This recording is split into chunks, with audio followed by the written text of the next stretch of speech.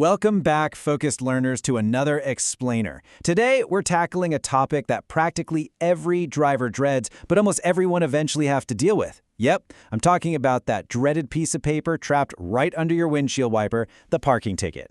But we aren't just talking about paying a quick fine today. We are decoding a highly fragmented, multi-jurisdictional parking bureaucracy. If you've ever gotten a parking ticket in Chattanooga, Tennessee, you know exactly what I mean. So today, we're going to give you the ultimate bureaucratic survival guide to navigating Chattanooga's parking maze online, quickly and as painlessly as possible. So, let me ask you this.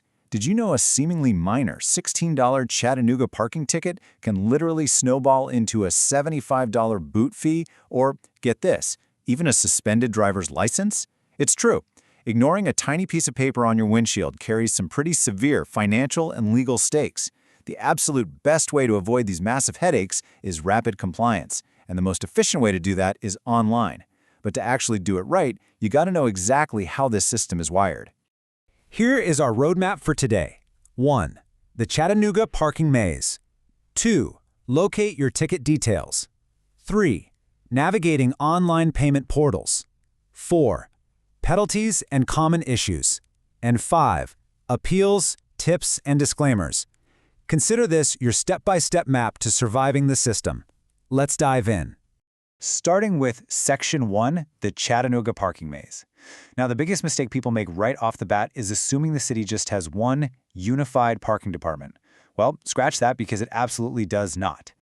Parking enforcement in Chattanooga is actually divided up among several completely different entities. It's kind of like a giant puzzle. First, you've got the Chattanooga Parking Authority, or CPA, and they handle downtown street meters and public garages. Then you've got the city court clerk dealing with municipal code and safety violations.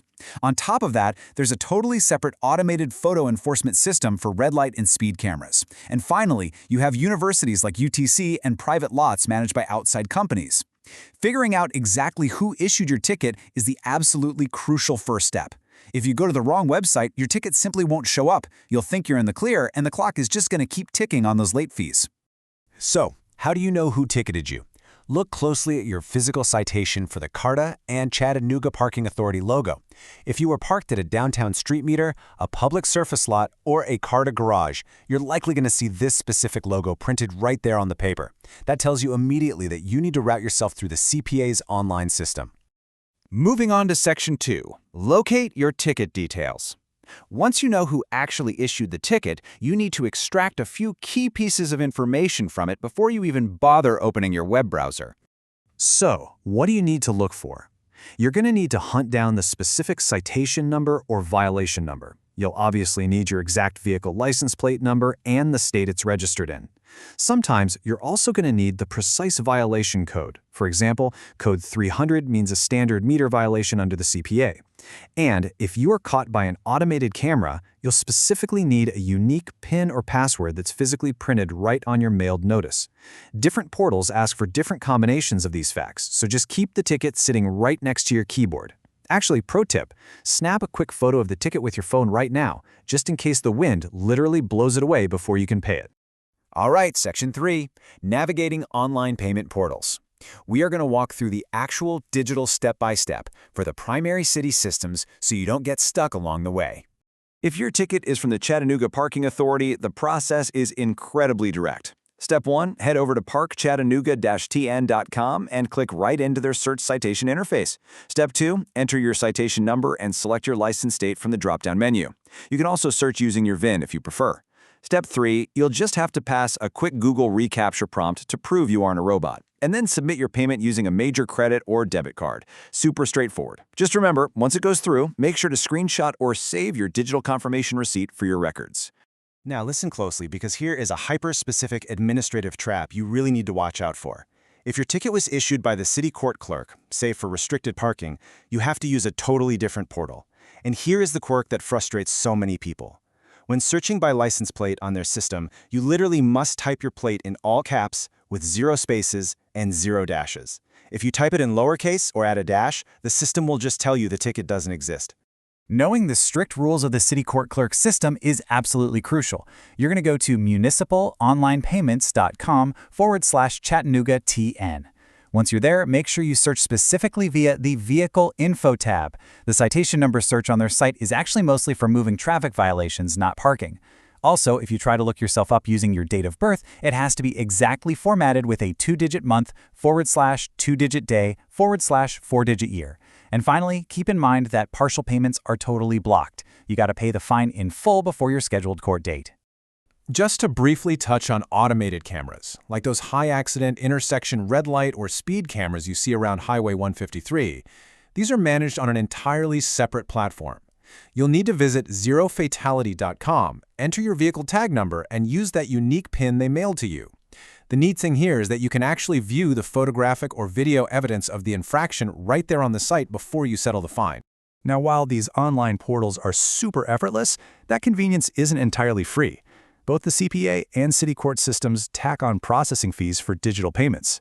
For instance, if you use the Park mobile app to pay for a downtown meter in the first place, you'll see a flat 35-cent transaction fee. Similarly, paying citations online carries automated service fees that will pop up at checkout. It's a small price to pay to avoid mailing a physical check for sure, but it is something you should expect to see on your final receipt. Let's look at Section 4, Penalties and Common Issues. Basically, what happens if you just put this off? This is where we look at the severe consequences of delaying and why rapid compliance is absolutely essential.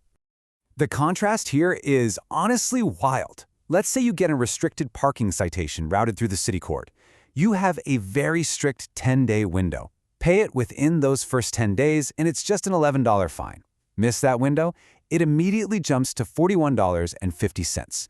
That is almost a 400% markup just for dragging your feet. And if you continue to ignore it, they tack on an additional $94 fine, and you legitimately risk getting your driver's license suspended. So, do yourself a favor, set a calendar reminder on your phone the exact moment you receive a ticket. Over on the CPA side of things, the fine structure is a bit different but equally urgent. A standard meter violation is usually a $16 base fine, which actually includes a $1 state privilege tax. But here's where it gets really serious: the boot. The CPA can immobilize your car if you have 3 or more unpaid citations that are over 60 days old. If you walk out and find a boot on your wheel, it's going to cost you a maximum fee of $75 just to remove it, and that's on top of your outstanding tickets. And whatever you do, please do not try to take it off yourself. Intentionally damaging a boot incurs a whole separate $100 penalty. Finally, Section 5, Appeals, Tips, and Disclaimers. Because occasionally the system gets it wrong or the website goes down, and you need to know your alternative solutions. Just like with payments, the rules for appeals change drastically depending on the jurisdiction. If you want to dispute a CPA ticket, you have to submit your appeal online through their portal for an administrative review. But if you want to contest a city court ticket, there are absolutely no online appeals. You have to formally request a judicial contest and actually show up in court. The universities, even stricter. UTC gives you exactly 14 calendar days to appeal online. Otherwise, you completely forfeit the right and instantly face a 50% late fee. Over at Chattanooga State, you only have 72 hours, excluding weekends, to submit physical appeal documents in person. It's all wildly different, right?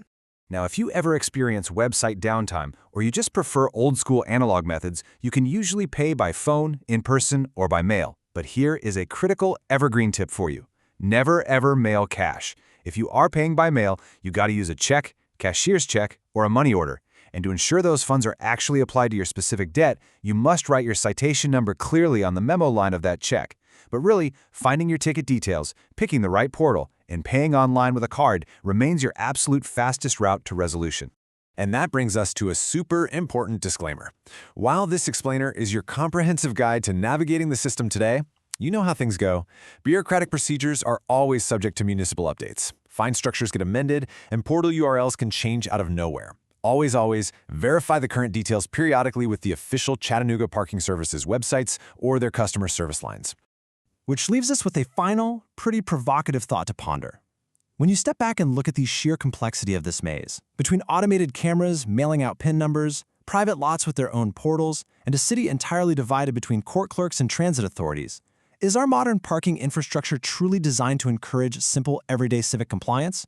Or, by making the resolution process so fractured and complicated, is it ultimately just built to generate escalating revenue from frustrated drivers? I'll let you decide. Thanks so much for joining me for this explainer, focused learners. Stay sharp and park carefully out there.